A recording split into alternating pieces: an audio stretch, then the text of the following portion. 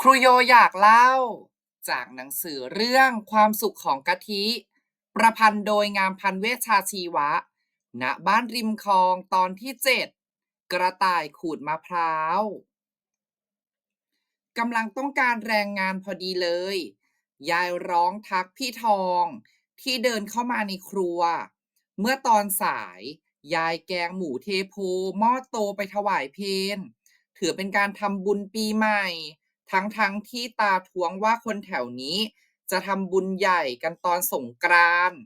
ยายพูดลอยๆฟังคล้ายๆเผื่อว่าตอนนั้นไม่อยู่แถวนี้มีศรัทธาตอนนี้ใครจะทำมาพี่ทองเอาหม้อจากวัดมาส่งคืนอย่างนอบน้อม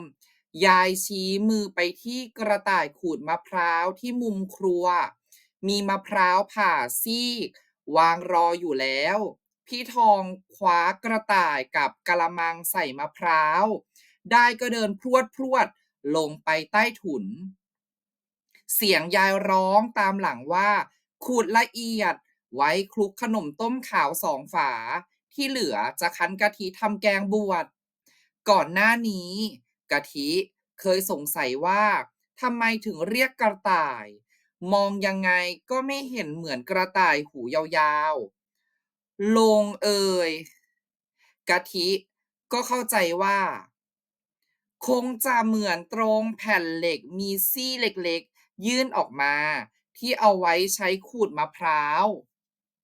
มองดีๆเหมือนฟันกระต่ายพี่ทองชำนาญงานนี้เห็นจากท่านั่งชันเข่าข้างหนึ่งบนตัวกระต่ายเข่าข้างหนึ่งจดพื้นพี่ทองยิ้มไปมือหมุนกะลาอย่างว่องไวฟันขาวๆของพี่ทองกับฟันกระต่ายดูจะมีอะไรคล้ายกันอยู่ มื้อค่ำผ่านไปเงียบๆแตกต่างจากความโกลาหลในครัวตลอดบ่าย ลมจากแม่น้ำเย็นบาดเนื้อส่งท้ายปี พระจันทร์ดวงโตเปล่งรัศมีอวดความงามอยู่กลางฟ้า เห็นกระต่ายในดวงจันทร์ชัดถนัดตา 3 ชีวิตบนระเบียงชมจันทร์ราวถูกสะกด ตาพูดลอยๆว่า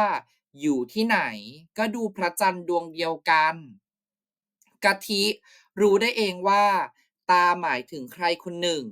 ที่ก็กำลังมองดูดวงจันทร์บนฟ้าอยู่ตอนนี้เหมือนกันใครคนที่หัวใจของกะทิร่ำร้องเรียกหาอยู่ทุกลมหายใจ